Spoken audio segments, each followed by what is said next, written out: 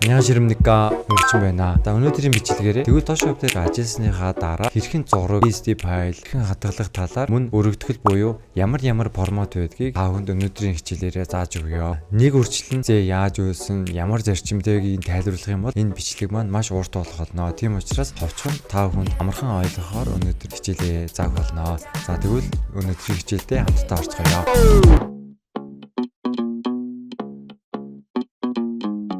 За өнгөрсөн хичээлээр болохоор Photoshop-ийн хамгийн их хэрэглэгддэг 5 төлөвийг үзсэн байгаа. Хэрвээ бичлэгээ үзэж амжаагүй хүмүүс бол энэ хэсэгт байгаа линкээр дамжаад доор description хэсэгт энэ PSD файл буюу Photoshop файлыг татаж аваарай.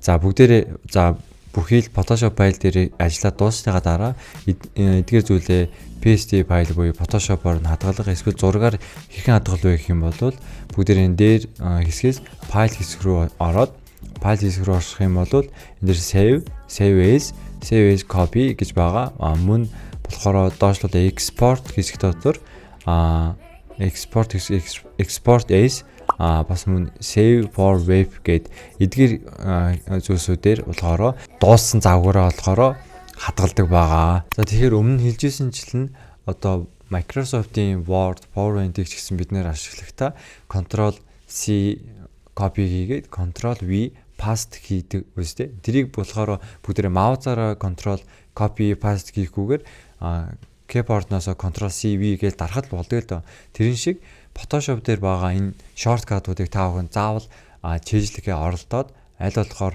маузаар очиж дарахгүйгээр shortcut-уудыг заавал чийжлээрээ. Тэгэх юм бол та бүхний ажлын хийх чадвар маань маш хурдан болно. Мөн цаг хугацаа ч гэсэн хэмнэх боломжтой байгаа. За Photoshop-ийн хадгалахтаа shortcut-уудыг энэ бүгдээрээ харъя. За хамтдаа харах юм бол файл хэсэг дотор save-ийн ард болохоор command MacBook хэрэглэдэг хүмүүс болохоор command S үсэг, Windows болохоор Control S-ийг дарах юм бол хадгалагдана. Save as нь болохоор энэ PSD файлыгаа өөр газар дахин нэг нэрээр хадгалахтаа бас ашиглана. Бас мөн copy хийхэд болохоор бас ашиглах байгаа. Тийм учраас бүгдээрээ одоо энэ файлыг Ctrl S хийх юм бол би болохоор одоо Ctrl S хадгалсан байгаа учраас одоо ингэж харагдчих ямар нэгэн зүйл болохгүй байна. За бүгдээрээ өөр хуудас шинээр нээ. За 10 ямар ч хамаагүй нэг хуудсыг шинээр нээсний дараа за энэ чинь ямар нэгэн ийм зураг ч юм уу янз бүрийн за энэ чинь болохоор бүгдээрээ за нэг юм дүрс үүсгээд энэгээ хадгалмаар байгаа бол Ctrl S дарах юм бол иймэрхүү одоо хэсэг гарч байгаа. Энэ дээр save as гэсэн командтай. За харах юм бол хамгийн ихэнд нь болохоор save as буюу нэр нь байгаа. Энэ болохоор нэрээ өгнө. Одоо энэ файл маань ямар нэртэй? Одоо main poster гэдэг ч юм уу нэрийг өглөө. Ард нь цэг PSD гэж байгаа нь болохоор за бүхний харж байгаачлан PSD нь болохоор Photoshop файл гэсэн үг байгаа. За доошлуулад бүгдээрээ харъя. Хаана одоо хадгалах гэж байгаагаа сонгож өгөөд за энэ дээр дарах юм бол маш олон өргөтгөл байгааг та бүхэн харж байна. За энэ дундаас хамгийн их хэрэглэгддэг 5 одоо өргөтгөл буюу форматыг та бүхэн тайлбарлаж өгье. За энэ PPT-нээс мөнөөр хамтдаа харцгаая. За бүгдээрээ энэ PPT-нээс харах юм бол save формат буюу хамгийн их ашиглагддаг 6 өргөтгөлийг та бүхэнд энэ ч бичсэн байна. Өргөтгөлийг болохоор сая энэ Photoshop дээр save as-ийг дарах юм бол формат хэсгтийг сонгосны дараа гарч ирэх байгаа. За эхлээд PSD байна. PSD нь болохоор ямар учиртай өргөтгөл формат юм бэ гэх юм бол PSD формат нь болохоор icon буюу зураг нь гаднаас нь харахад ийм зурагтай байгаа. Мөн нэрнийхээ ард цэг тавиад PSD гэсэн энэ нэршлэр байгаа. Тийм учраас бүгдөө өргөтгөлийг одоо дуучин MP3 байдаг шүү дээ. Эсвэл MP4 гэх юм бол видео. Яг түүнтэй ижилхэн PSD гэх юм. Энэ Photoshop-ийн PSD файл юм байна гэж ойлгоход болно. За энэ PSD файлын давуу тал нь юу гэхээр одоо хизээч дахин ажилбар хийж болно гэсэн үг. Юу гэсэн үг гэхээр PSD файлаараа хадгалчих юм бол яг ажилбар хийж байгаа дараа нь дахин хийх юм бол PSD файлаа дуудаж ирэх юм бол яг өмнө одоо ажиллаж исэн бүх зүйл маань гарч ирнэ гэсэн үг. Яг Photoshop програм дээр маань PSD файл маань яг дахиж өөрөө нэгднэ гэсэн үг. Яг нь версний жоохон ялгаа байгаа ч гэхдээ баг хамаагүй байдаг байгаа. За энэ бол 3-д нь болохоор файл оруулж ирэх тусам файлын багтаамж нэмэгдэнэ. За өмнө хэлжсэнчлэн нөгөө artbot эгшнэр нэг тус олон хуудас олно. Тэгэх юм бол яг энэ PSD файлын багтаамж нь нэмэгдээ явна гэсэн үг байна. Тийм учраас энэ PSD файлыг та бүхэн цаашдаа маш их хэрэглэх байгаа. Дараагийн формат нь болохоор JPG гэж байгаа. Ctrl S дараад форматыг сонгох юм бол энэ чинь JPG гэсэн хэсэг байгаа. Энэ нь болохоор зураг олгож хадгалдаг формат байгаа.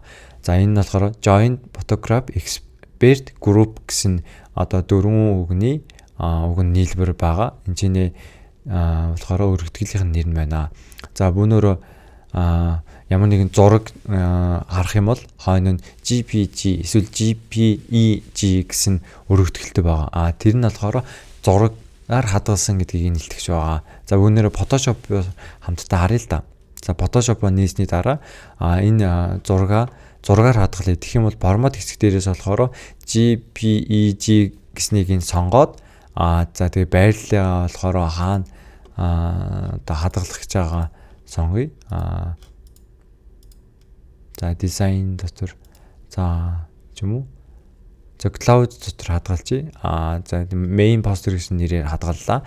Тэгээ save дарна. Save дарсны дараа болохоор JPEG-ийн option хэсэг гарч ирнэ. Энэ нь болохоор зурагных нь нэгтрш нь энэ дээр гарч ирж байгаа. 108 KB гэж байгаа шүү дээ.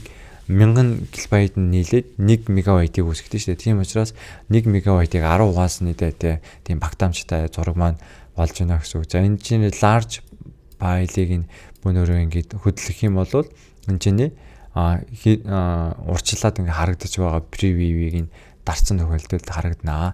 За тийм учраас бүүнөрөө зургийнхаа Photoshop YouTube-ийн thumbnail байгаа шүү дээ. 2 МБ-аас хэтрэхгүй зураг оруулах апплод хийх боломжтой гэдэг учраас бүүнөрөө энэ large файлыг харж агаад 2-оос доошоо 2-оос их болчих юм бол энэ тохиргоог нь өөрчлөнгөө 2 болгож аваад хадгалуул зохистой гэсэн үг.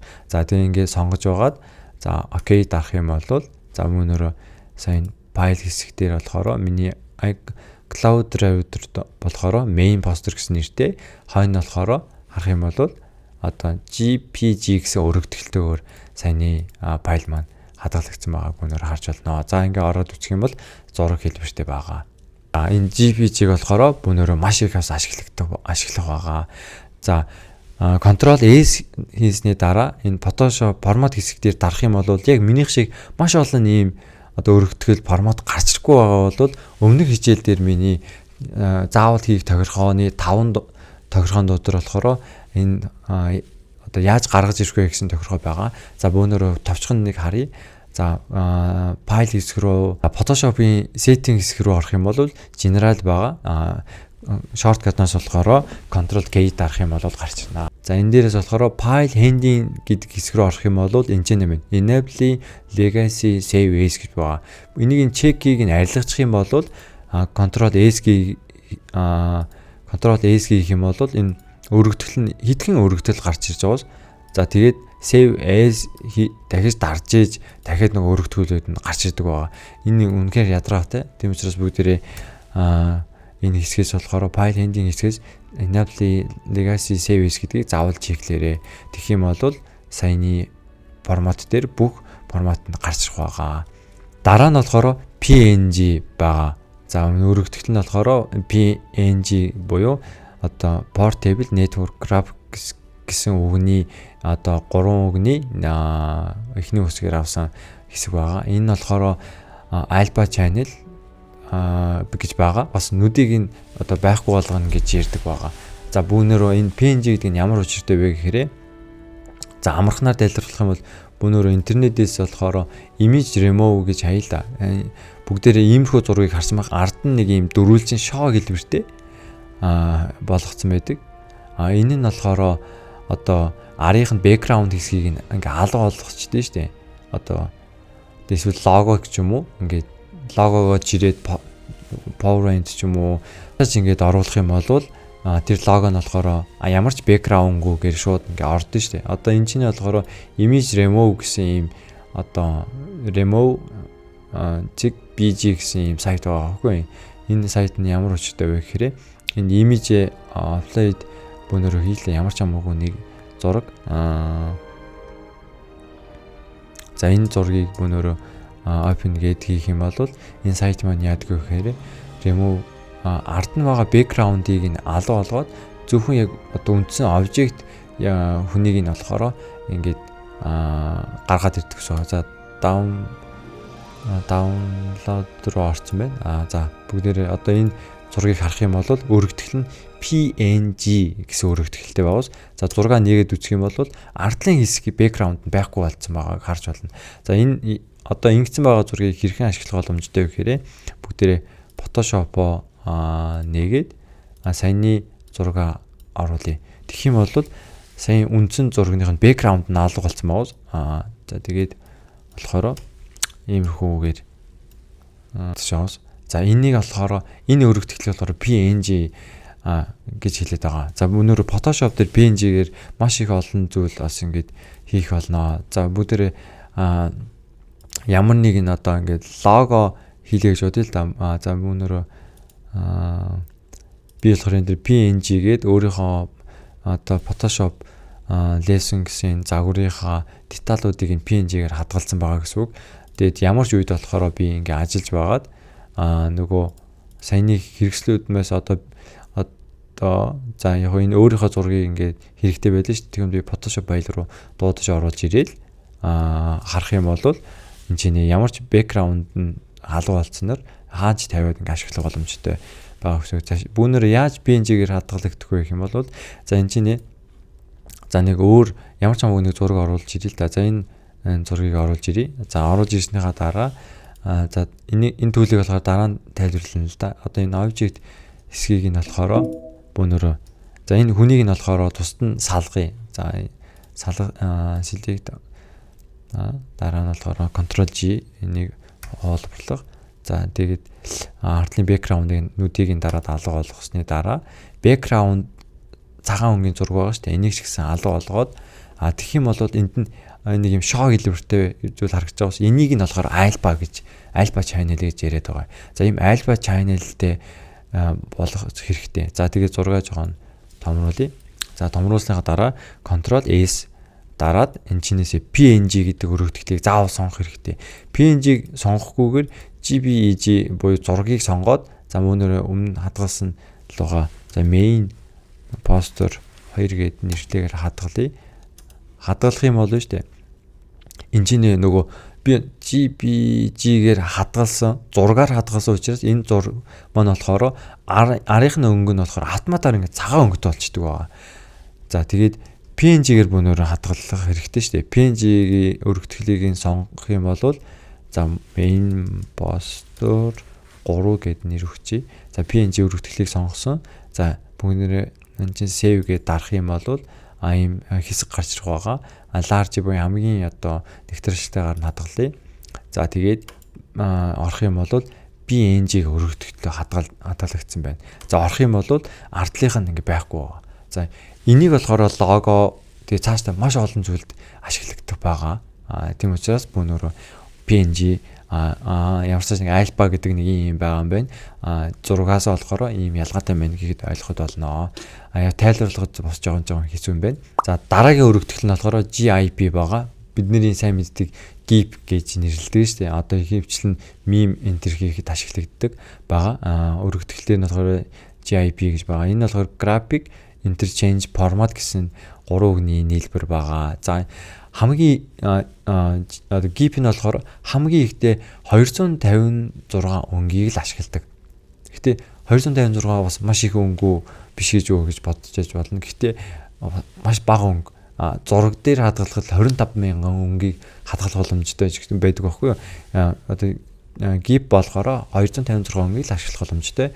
Даваа тал нь болохоор бас багтаамж маш бага учраас одоо wave ч юм уу маш их wave-т болохоор маш их ингээ ашиглагддаг байгаа. За тэгээд даваа тал нь болохоор хөдөлгөөнт зураг хийх боломжтой байдаг шүү дээ. Одоо GIF-д болохоор хөдөлгөөнт зургууд байдаг шүү дээ. За тийм байгаа. За дараагийн өргөтгөл нь болохоор PDF байгаа.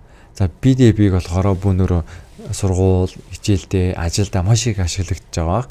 За энэ болохоор portable document format гэсэн үгний одоо хамгийн ихний үсгийг аваад товчилсан хэсэг байгаа. Энэ болохоор ямар ч PDF дээр л ярих юм бол маш олон зүйл байгаа л да. Гэхдээ миний PDF дээр давуу тал нь болохоор ямар ч нөхцөл одоо font янз бүрийн дүрс зүйлс нь алдагдахгүй оригиналаараа хүрдэг гэсэн үг. Жишээ нь иймэрхүү тохиолдлууд их болдог байхгүй юу? Photoshop дээр ямар нэгэн дизайны юм хийж агаад PSD буюу Photoshop файлаараа хадгалж штэ. Тэгэхээр өөр хүн рүү ингээ үзүүлэхээр ингээ PSD файлаа явуулах юм бол тэр хүн татаж авахдаа нөгөө фонт нь танихгүй ч юм уу өөр одоо вершн танихгүй ч юм уу тийм асуудлууд их гардаг байхгүй юу? Фонт нь танихгүй болох юм бол шууд өөр фонтыг санал болгоод тэгдэг. Харин PDF нь болохоор давуу тал нь юу гэхээр яг фонт, өнгө бүхий зүйлээ ингээд хадгалчих юм бол тэгээд маш бага багтаамжтайгаар ингээ явуулах юм бол тэр хүн фонт нь алдагдахгүй бас нэгтршил өндөртөөгөр харах боломжтой байдаг байгаа. Photoshop болохоор PDF болохоор бас маш их өргөн хэрэглэгддэг өргөтгөл байгаа.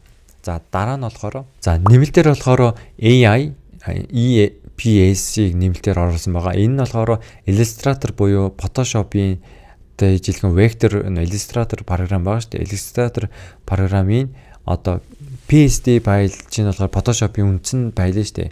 Түн шиг одоо AI бас EPS нь болохоор Illustrator-ийн үндсэн файл нь хадгалчих юм бол дараа нь хязгаарч засварлах их боломжтой гэсэн үг. Тийм учраас дараа нь бас та хүнд AI файлаас Photoshop руу одоо ямар нэгэн файл зөөх ч юм уу тийм зүйлүүд гарах байгаа. За өнөөдрийн бичлэгээр болохоор Photoshop хамгийн өргөнөөр хэрэглэгддэг өргөтгөлүүд буюу форматыг та бүхэн танилцууллаа. За мөнөөрөө зураг, одоо PSD файл, PDF, PNG, GIF болохоор арийнх нь нэрнийх нь дараа зэг авсны дараа ямар өргөтгөлтэй байгаагийг нэрийг хараад энэ зураг юм байна. Энэ PSD файл юм байна. GIF юм байна гэдгийг болохоор шууд нэршлийг хараад мэдэх боломжтой. Мөн та бүхнээс одоо хүмүүс одоо зургаар хатгалаад өгөөч эсвэл одоо PNG-гэр буюу нүдийг ингээд дараад альбагаар болгоод та явуулаад өгөөч. Логого болохоор PNG-гэр явуулаад өгөөч гэж бас их хэлэх байх. Тэгэхэд та бүхэн PNG одоо зурагны өргөтгөл PSD файлын өргөтгөлөөр хадгалаад явуулаарай гэж хүсэж байна. За та бүхэн өнөөдрийн хичээлээр өргөтгөлүүдийг сурсан учраас дараа нь ямар ч нөхцөлд харах юм бол энэ Photoshop файл юм байна. Зураг юм байна гэд мэдэх боломжтой болсон байгаа гэж бодож байна. За миний Notion дээр бэлдсэн нэг загвар дээр монгол хүний хийсэн нэг юм зураг PNG тайлбарласан нэг зураг байсан. Бүүнөрөө нэг түр харцгаая. Миний хувьд болохоор Notion гэдэг програмыг болохоор ашигладаг байгаа. Notion дээр болохоор бүхий л хичээл бүхий зүйлээ ингээд хадгалаад ашигладаг байгаа. Энэ болохоор сайт гэсэн үг байгаа. Одоо жишээ нь пэйж үүсгээд ингээд явчихдаг байхгүй юу? Одоо хичээлээ болохоор би Photoshop ингээд даашлах юм бол хичээлүүдээ ингээд бэлтгэсэн байгаа. Тэр шиг би болохоор өнөөдөр гол зүйл нь болохоор мөн эдэл болохоор дизайн одоо медиа групп гээд дизайн дотор болохоор энэ чинь хэрэгтэй мэдээлэл гэж байгаа байхгүй юу? Энэ дээрээс харах юм бол JPG гэдэг одоо өргөтгөлийн давуу талыг энэ чинь бичсэн байгаа. Харах юм бол файлын өргөтгөл нь болохоор ингэж харагддаг байгаа. JPEG гэж дууддаг гэж байна. Тэгээд энэ дээр одоо товчлол нь байна. Тэгээ 31 жилийн өмнө буюу 1986 онд үүссэн гинэ. 31 жилийн өмнө биш нэ тий. Гэхдээ 1 сая хүртэлх өнгө ялгаж чадах боломжтой. Энэ дээрээс маш төвөгтэй шахалтын алгоритм ашигладаг гэж байна. Тэгээ файлын хэмжээг багасгах 60-аас 75% хүртэл багасгах болно. Хэмжээ болон нэгтэршил нь хамаарлалтыг санаарай гэж байна. За 16 бит дата формат заасан мэдэхгүй юм байна. Тайлбарлаж байгаа хэцүү юм байна. За ашиглалт төгрөмжтэй гэж байна. Хөдөлгөөнгүй зургууд, бодит зургууд, өнгөний ялгаралтай зургууд, хар цагаан зургууд гэсэн байна. За энэ PNG-ийн хамтдаа харъя. PNG-ийн дээр нь болохоор 1990 онд үүссэн юм байна. GIF болон JPG форматын онцлогуудыг нийлүүлэн бүтээсэн юм байна. файлын өргөтөл нь PNG-г шаргадна. PNG гэдэг нь Portable Network Graphic гэсэн үгтэй. PNG гэж дуудагддаг юм байна. Бас ямар ч чанарын алдагдaltaгүйгээр файлыг шатгаа гэж байна. За миний өмнө хэлжсэн чинь 1 бит мэдээлэл 256 өнгөл багтана. Тийм учраас 256 өнгөөс илүү хадгалдаггүй байгаа. Энэ болохоор PNG 8 гэсэн байна.